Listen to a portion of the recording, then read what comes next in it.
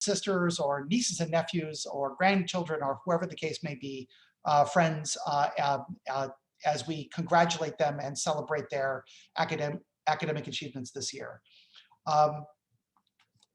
To write is to solve problems. When you sit down to write, you're solving all sorts of problems. You might be solving a technical problem, a compositional one. You might be solving an aesthetic problem if you're a creative writer. You could be solving an analytical one or an ethical one. You might be solving a historical one. And you confront all sorts of large and small problems as you go about writing. And it seems to me that the persistence that it takes to kind of sit down and solve those problems, it takes a lot of mental energy and a lot of concentration. And I'd like to kind of extend my sincerest congratulations to everybody who has solved problems large and small this year, and who have kind of written work that solves problems in a stimulating and creative and educational way for your readers, because that's what we write for. We write for our readers. So thank you for your achievement, and it's an honor to be here to celebrate it with you. And I hope finally that this distinction and award that we're offering you tonight will spur you on to take on new challenges as you move forward in your education and in your lives. It's a good feeling to win an award. It's a small token of appreciation and recognition that you're getting from our department, and we mean it from the bottom of our hearts. And we're so proud of you, and we hope to see more from you as you move forward. And finally, no writer lives in a vacuum, and I'd maybe like to thank the family and friends. Maybe some of them are here, maybe some of them are not here, but you know, those people who supported you as you sat down and wrote the material that you're being congratulated for this evening. So it's important to remember those who helped you across the finish line. And with that, I would like to turn things back over to Dr. Lund as we start to celebrate our award winners for this year. Thank you. Great. Thank you so much, Dr. Kinsley. I'm very happy to be here tonight. This is probably my favorite event of the year. There's nothing better than celebrating the accomplishments of our wonderful students. And I'm one of as the chair of the committee, I also participate in the judging. So I've read these papers. They're really, really spectacular. And I hope that you're very proud of the work that you've done, and that it sets you on a path to great things. So what we're going to do is go through the awards in order. As I mentioned before, please feel free to applaud and congratulate virtually using the chat function. That's through Zoom, and you can also use the reaction buttons and so on to do that. So without further ado, we'll go to our first award. And these are in the category of English 1301, which is the first part of the core English composition program here at UHC. So to give out these awards, I would like Dr. Joanne Pavlicich to join us. Okay, can you hear me? We can. Great, excellent. So I'd like to make sure you just heard my name as a member of the committee, and I want to make clear that I did not read any of the competition for English 1301. I'm here tonight because all three of the winners in English 1301 happen to come from my two sections of English 1301 this fall. I did not read the essays after I graded them. I did nominate them, but it was other professors who read them and were as impressed with them as I am.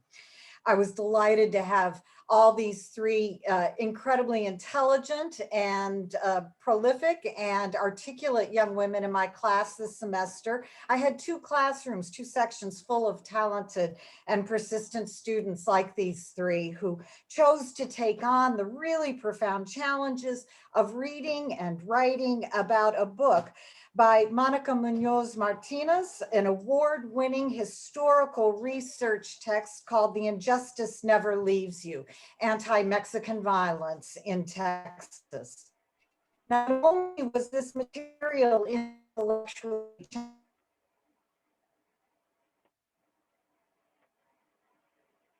primarily written for a profession, the subject matter, the murder of Mexicans and Mexican Americans in Texas by the Texas Rangers, and how those murders were excused and justified by the state of Texas and many political and intellectual leaders, was emotionally challenging as well. Each of these award winners appreciated that difficulty with compassion and insight. Their essays are well argued, thoughtful, and indicate a very bright and academic professional future ahead of them. So I'd like to start with congratulations to Amanda Gumben in third place. In her second essay, Amanda did an excellent job of defining and discussing the use of what Martinez calls vernacular history. Amanda argued that the fabrications of Texas Rangers as heroes was not vernacular history making, but instead a state-sanctioned and incredibly unfair account of Texas's border history. Congratulations, Amanda. On to placed, we have Diane's picture here. Oh, that's a great shot. All right, Diane Montano, also for her second essay on the complexities of vernacular history making, also uses Martinez's research to very effectively, and here's a quote from Diane's essay, compare the way Texas Rangers are portrayed in our history by academic historians as heroes, in contrast to the vernacular history formed by the affected communities. And it is these affected communities that Diane points out who have entirely different perspectives on these elements of Texas history. Congratulations, Diane, on a fine essay. All right, our first place winner, Chastity Ayala. Chastity's fine essay, The Continuous Cycle of Injustice, where she connects the police violence of today, the murders and lynchings of 100 years ago, is our winner in 1301 this year. She effectively examines the reinstatement of Texas Rangers from 100 years ago who were cited for the violence and yet allowed to continue work in the force. She also examines the lack of punishment for those who civilians and the ways that the state at that time justified police violence and continues to justify that police violence today. Her conclusions, unfortunately, were that violence has not changed. And her conclusions is that since the work done by Texas activists in the 1920s, that there is still a tremendous amount of work to do to rein in state-sanctioned violence. However, with the intelligence, the insights that these award winners have shown us, we have every reason to hope that these comparisons will not remain the same and that we have lots of opportunities for changing the important elements of our society today. So congratulations, all three of you. Thank you, Dr. Pavlicich. So moving on to our English 1302 category, this is the second half of the composition core. Our third place essay was by Gabriel Gaona, and this, I was a nominating professor actually for this award, and yes, perhaps I should have prefaced it from the beginning. The award categories are always judged by people who don't, they don't judge their own students' papers, but we do nominate some of the papers. And the professors I'll be introducing to talk about the papers were the professors who nominated the papers, but not the judges for that category. Okay. So Gabrielle wrote a wonderful paper about HIV in the transgender community, starting from disturbing statistics that show that transgender women are most likely to become infected with HIV, that they have the highest risk rate of any research population.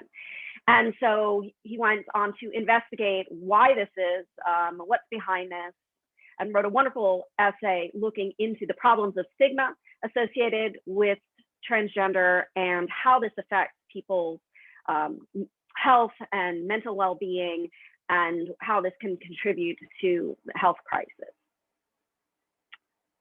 All right.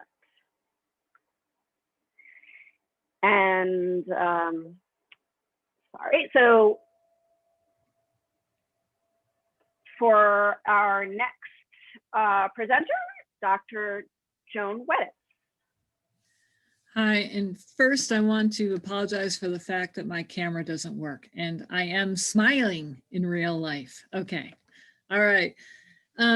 Carlos Lopez's research project entitled Environmental Injustice, Health Adversities Immigrants Face Within Their Work, Home, and Detention Center Communities raises awareness of the serious health issues faced by immigrants who begin life in the US in low-income neighborhoods where industries pollute the air, water, and soil, in jobs with toxic environments that carry the threat of deportation, or in detention centers that are situated in areas unfit for human habitation. Carlos calls on citizens to vote for officials who pledge to create habitable, pollution-free environments for low-income immigrants. This was an outstanding project, and I and the English department congratulate you on your excellence in writing, Carlos. Thank you very much. All right, and Emily. Emily Fritsch's research project entitled Abolishing Modern Day Slavery, Immigrant Victims of Sex Trafficking in the United States, is a timely, empathetic analysis of the ways in which US immigrants, in their desperation to come to a country that offers better work and financial freedom, make themselves vulnerable to sex trafficking. Emily calls on the US government to bridge immigration and sex laws in order to support victims lacking legal citizenship or work statuses rather than prosecute them. This was a truly outstanding project, and I and the English department do congratulate you, Emily. Good work. Thank you, Dr. Wedditz. All right, so moving on to the sophomore level courses offered by the English department for essays. So here we go. In third place, we have Haley McDonald. This was one of the papers that I nominated. Her paper, part of my screen is blocked here. Yeah, the paper is entitled Octavia Butler's Dawn, Fear of Miscegenation and the Ethical Treatment of Aliens. And this was a really wonderful, passionate essay that combined close reading of the novel, right, deep kind of analysis of the politics of a very complex novel with a historical contextualization that looked at the way that fears and anxieties about racial mixing have played out in certain political situations, ranging from the Holocaust to apartheid South Africa to what's happening in our country today. And she used Octavia Butler's novel Dawn as a jumping off point for a very profound discussion of ethical responsibility. So congratulations, Haley.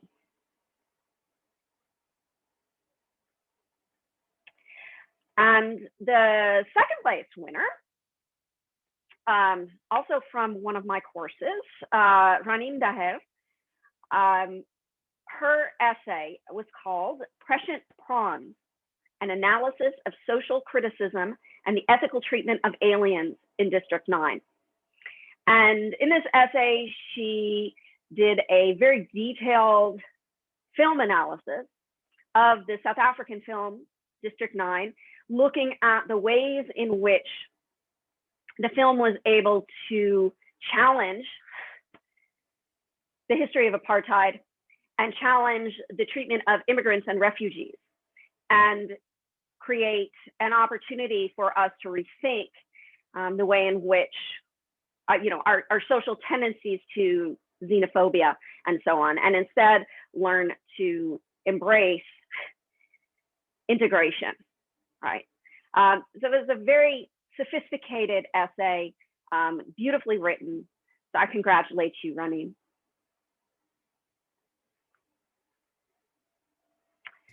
And to introduce the first place winner for the 2000 level category, we have Dr. Catherine Yeager. Hi.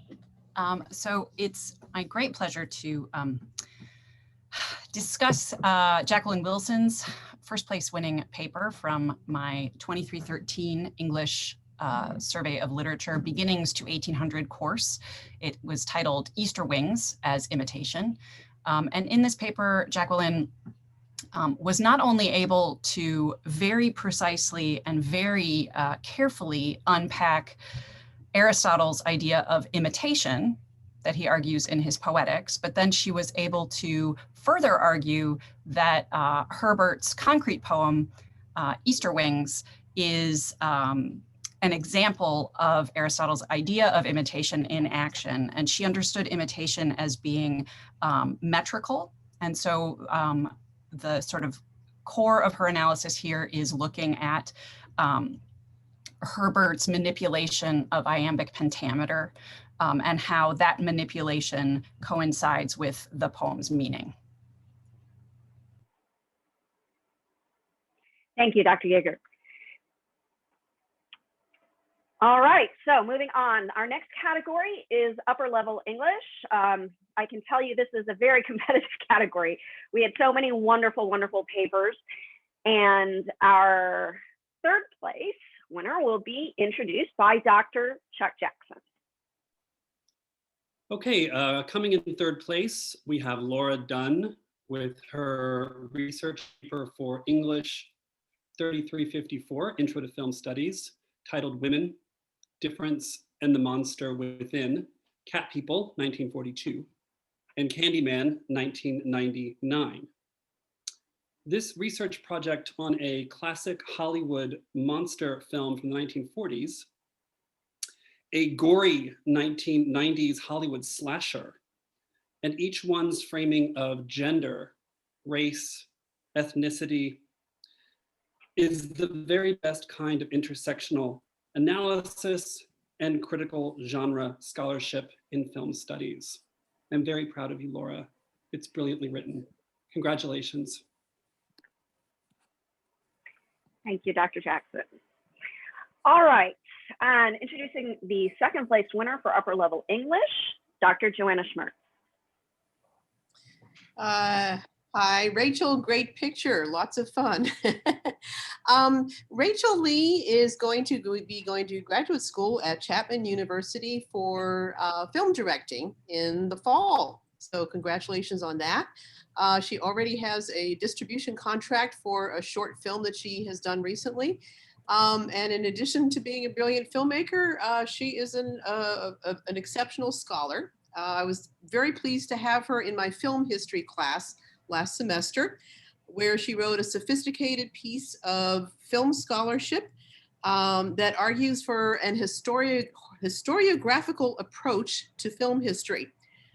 She exemplifies the approach that she argues for with her study of the character of Old Ned from the 1920s film Within Our Gates, made by pioneer Black filmmaker Oscar Micheaux.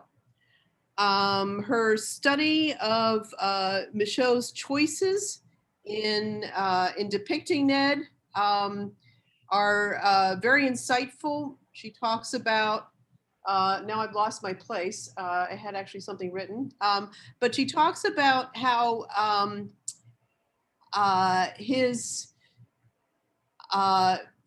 Micheaux's work shows something, it is a kind of microhistory that enables us to understand more about the placement and positionality of African Americans in the time that is not available through conventional history. She takes a very close look at several scenes from Old Ned, and she is able to show how Michaud demonstrates a kind of double-sided thinking, where Ned is an apologist for white culture in one scene, and then has a reflective moment where he speaks more in Michaud's kind of voice. And she also does a kind of a linguistic analysis and a discussion of colorism in the Black community and how Michaud critiques it while presenting it in a straightforward kind of way. Rachel, this is exceptional work. I've enjoyed having you in my class, and I give you my heartiest congratulations and best wishes for the future. Congratulations. Thank you, Dr. Schmertz. All right, and for first place in the upper level English category, Dr. Tamis Thomas will introduce our winner. Hi, good evening. Dr. Lund mentioned at the beginning paths to greatness, and Jada Dahl has been on a path to greatness since she came to UHD. In addition to winning first place for her work this year, her work that we're acknowledging tonight also was awarded Best Essay in this year's Gender Studies Conference. A few weeks ago, she presented a paper from Dr. Yeager's class at the National Undergraduate Research Conference. And last year, she was here being recognized for a first place essay she wrote in Dr. Kinsla's class. She has regularly presented at the Gender Studies Conference. She is an excellent student. She plans to attend graduate school and become an English professor. And Jada, you have put down all of the bricks to make that possible, and I congratulate you on that. Just a few words about Jada Dahl's project, which she wrote in a 4,000 level course, the Seminar on Gender Studies. It's a two-part project. The first part of the project is a tale that she wrote for transgender children and transgender teenagers. And the second part of her project is a magnificent analysis and critique of the gender binary that constricts so many, not just transgender children, but also lesbian, gay, bisexual children in our culture. And Jada, it is magnificent.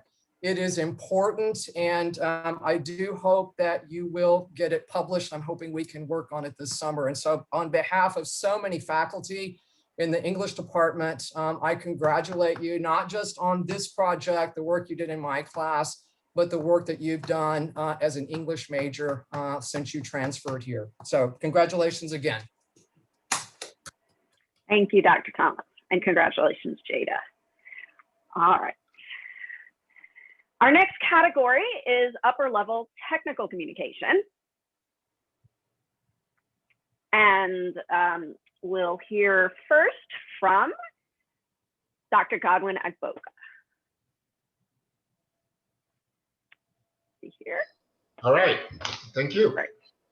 All right, so Amanda Cummins' paper is a memorandum of law assignment, a final paper that she composed in my fall 2019 TCOM 3308 legal writing course. And then it analyzes a burglary case, and of course, it's an excellent example of how to use a traditional technical communication artifact to engage in legal advocacy. This specific paper is an informative document that summarizes the research and analysis of the legal issues raised by the fact of a client's case. So it's the kind of thing that you find in law offices when you go to a law office. You have someone who does some of those things. So it contains a summary of the law and how the law applies to the facts of the case.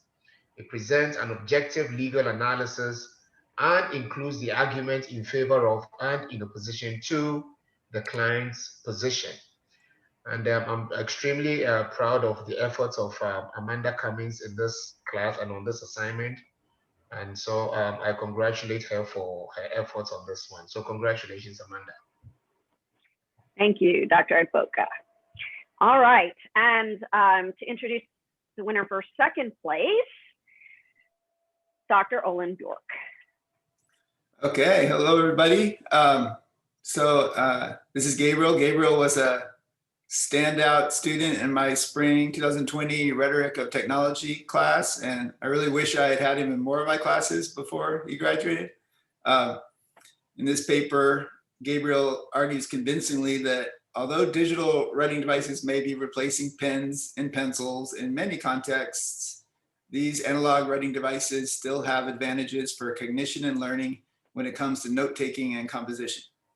In his words, digital writing devices are too distractive and burdensome to obsolete analog writing devices. Congratulations, Gabriel, not only for this well-deserved award, but also for reminding me that obsolete can be a verb.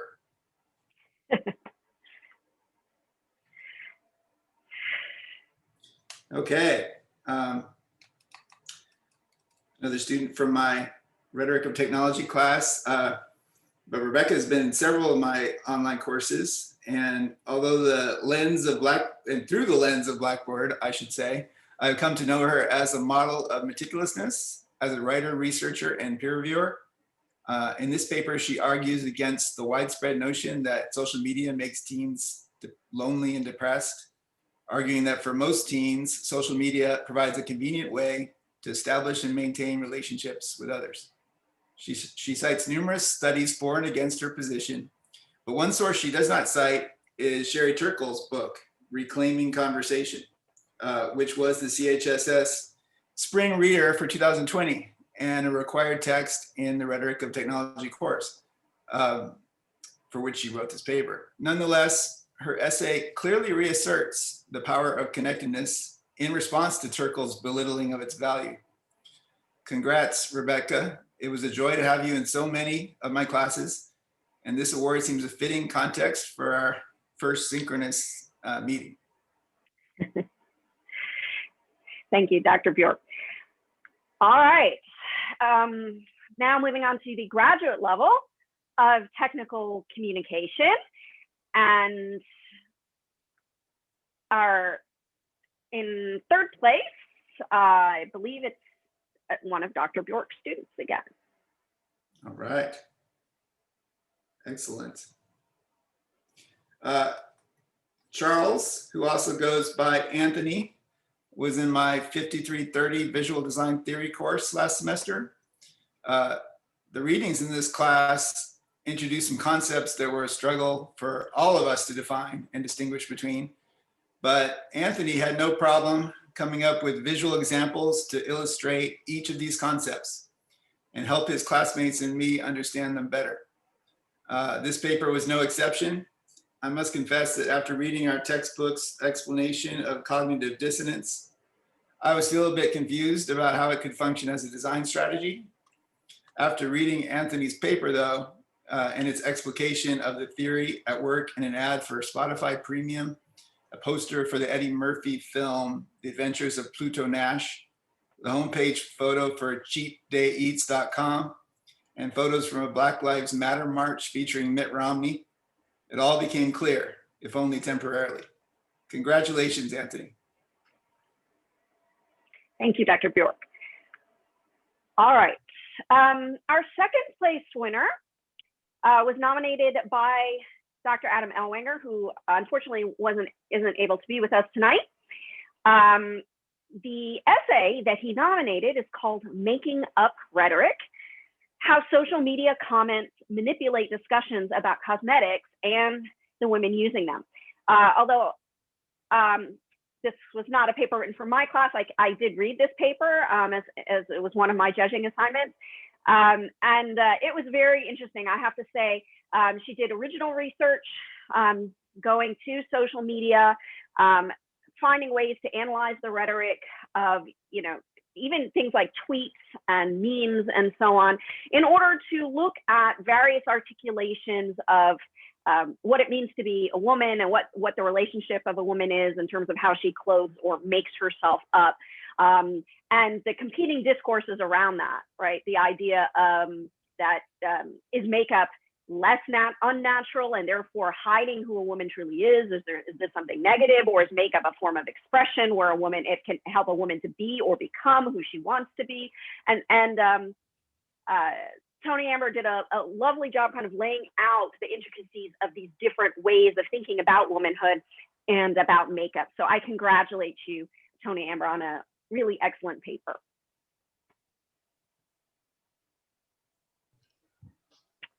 All right, and the first place winner for graduate writing in technical communication will be introduced by Dr. Godwin Agboka. All right, thank you once again. And I'm very proud of this work, very excited about the prospects. So Daniela's paper titled The Cultural Divide, Reconstructing the Identity of the Latinx Technical Communicator was a final project in my fall 2019 TCOM 6310 Intercultural and World Communication course. It explores the identities of Latinx technical communicators, particularly how the acculturation, socialization, and localization of their ethnic identities and culture presents a growing issue regarding how they communicate with their American audiences. The paper argues that Latinx technical communicators must explore and identify their own cultural and ethnic identities to avoid acculturation and produce viable technical documents. This paper contributes, perspective to the ongoing conversations on social justice in the field of technical communication. So I am very proud of this work, as I indicated. So congratulations on this award, Daniela. It is very well deserved. Thank you. Thank you, Dr. Agboka. All right. And now for the award for the second of the graduate programs that we have in the English department, which is graduate writing in, the program is called the Master Rhetoric and Composition. And first place goes to Fleming Lemon for her paper, The Impact of Childbirth Rhetoric on Parturient Mothers, an analysis spanning Western history from 800 BC to today. Not ambitious at all. No, I'm kidding. This was nominated by Dr. Ellwanger also, who couldn't be with us tonight. I did have the pleasure of reading this. I like bookmarked this because I started reading this and I said, oh, well, this certainly deserving of an award. But I was like, I'm leaving this on my computer because I want to go back and spend more time with this essay. I'm serious, Fleming. I was like fascinated by this essay. This to me is really what graduate level writing should look like. It had depth, sophistication of analysis, historical sweep. It was very well informed, terrific analysis, just really all around terrific work. So congratulations, Fleming.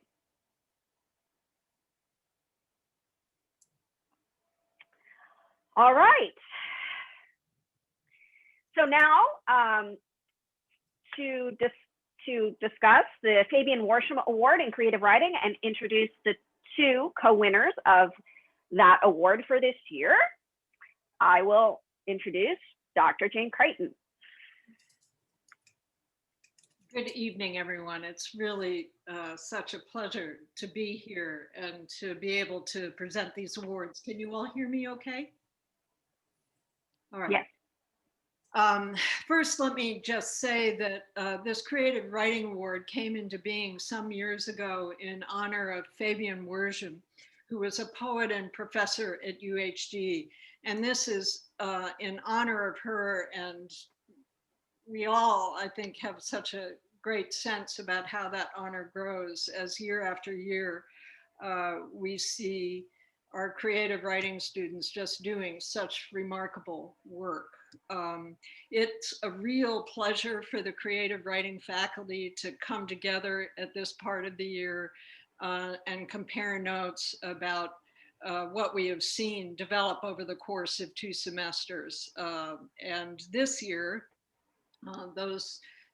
what we've seen is really terrific work in both creative nonfiction and poetry.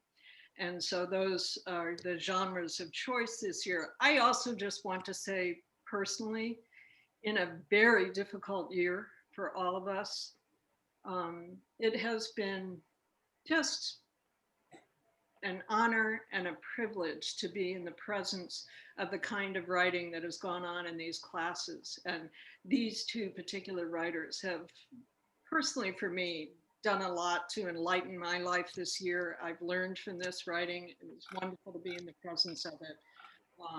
And so I'm just very happy to introduce these writers. First, Marie Garcia. We worked together in creative nonfiction in the fall. Maria Garcia, in two remarkable personal essays entitled respectively, Murder, Pan Dulce, and a Pillowcase, and I Would Like to Say That I Am Lucky, brings the personal narrative voice into a brilliant interaction with this complicated world. Her writing is fearless in the way she encounters subjects ranging from dissonant gender relations through layers of consequences suffered in a pandemic year. And she does so in striking sentences made luminous with the power of her thought and the sophisticated spinning of imagery, the wonderful sentences. It is our pleasure to award her the Fabian Worsham Award in Creative Nonfiction. Congratulations, Maria.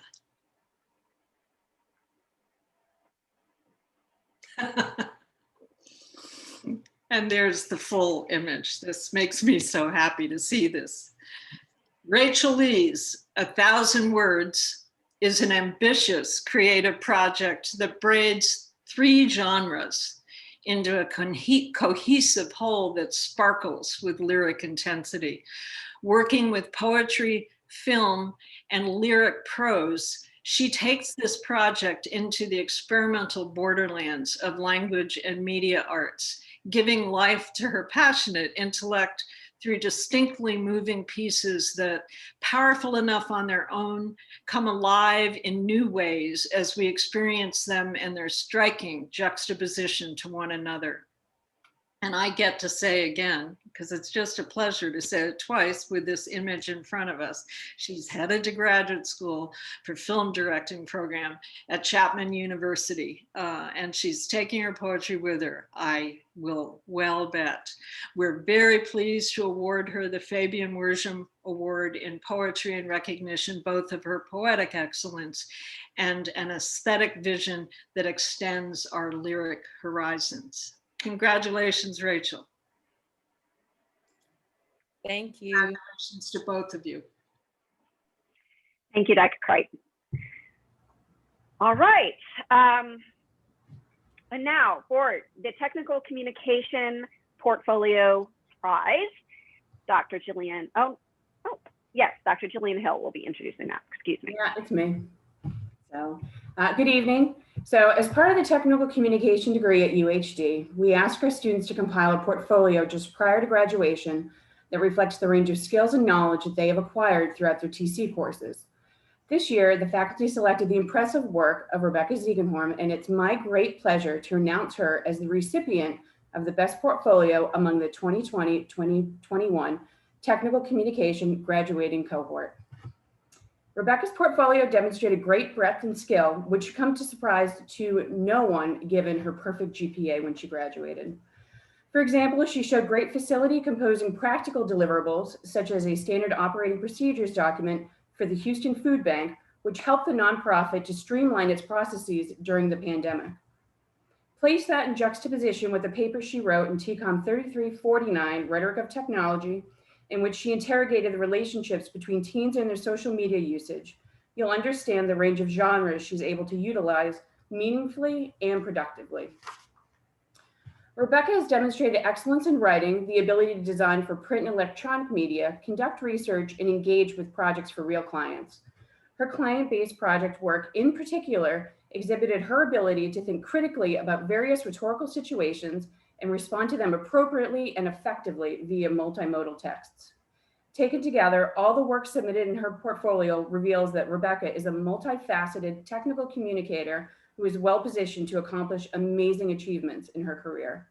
I speak on behalf of the technical communication faculty that it was our pleasure to have you in our classes. And congratulations, Rebecca. Thank you, Dr. Hill. All right, and for the final award of this season, we have the Susan K. Ahern Portfolio Prize for English, which will be presented by Dr. Catherine Yeager. Hi. It is my great pleasure, just as TCOM asks students to collect their work and submit it in a portfolio when they reach graduation, the English program does as well. And we had a wealth of portfolios to choose from this year. The quality was incredibly high. So the winner for this year's Susan K. Ahern Portfolio Prize in English is Paul Yang. And I have something to read. So, and I was quite pleased to see Paul as the winner, and Paul as well as Laura Dunn, who also won a prize this today, as well as Jacqueline Wilson, who won first place in the sophomore level essay. All of these students are currently my students in one of the best classes I've ever had the privilege to teach. It's all asynchronous. I never thought I could teach medieval lit online, but these students have shown me what is possible. So I'm really, really excited to be able to bestow this award tonight to one of the members of that class, Paul Yang. So Paul Yang's portfolio showcases how literary and cultural analysis, interpretation, theory, and critical methodology all involve, for him, a stunningly precise use of language that is at the same time both highly creative and deeply imaginative. Paul demonstrates an impressive awareness of the nuances of a range of critical methodologies, applying, for instance, Jacques Lacan's concept of jouissance to Edgar Allan Poe's The Black Cat, and employing the theoretical lens of Klaus, I can't pronounce this, Theoleit's male fantasies to analyze obsessions with death and male militarization in Robert Musil's The Confusions of Young Torless. A similar depth of knowledge is evident in Paul's examination of genre-specific conventions. He offers deeply insightful and poignant analysis of Randall Jarrell's rhetorical strategies in poems portraying, quote, the life and effects of combat for enlisted World War II soldiers, as well as examining how ancient Greeks' perception of their gods impacted the way Euripides' original audiences understood events in Medea. In his reflective essay, Paul also demonstrates a cognizance of his evolution as a writer. Paul's critical writing is nuanced and beautifully polished. His ability to deploy critical theories to his own readings of primary literature is sophisticated. Each essay in Paul Yang's portfolio conveys an unabashed joy in reading and writing across literary genres, historical periods, and theoretical frameworks that are the hallmarks of a superb portfolio. It is my great pleasure to give the Susan K. Ahern Portfolio Prize to Paul Yang. We're very proud of you. Congratulations, Paul. Thank you, Dr. Yeager. That brings our ceremony to an end. I want to once again thank everyone in the faculty who helped to make this happen. The judges for the Writing Awards, the committee, it was Paul Fortunato, Jillian Hill, myself, and Joanne Pavlitich. And then the Portfolio and the Creative Writing Awards had their own committees as well, determining those awards. So thank you all for that hard work. Although really, as I said, I think it was mostly a pleasure for all of us, given the high quality of the work this year. So again, I want to extend my congratulations to all of the winners. We appreciate your skill and your hard work. We wish you the best for those of you who are graduating in your future. For those of you who are still at UHD, please take our classes. Come and bring us more joy there. And thank you all for attending. You can look forward in the near future to receiving in the mail Amazon gift cards from us, along with the certificates to help you remember this award. So for those graduating, again, please stay in touch. Let us know about your future adventures. For those of you staying, we hope to see you this summer session or in the fall. So thank you very much. Take care, everyone.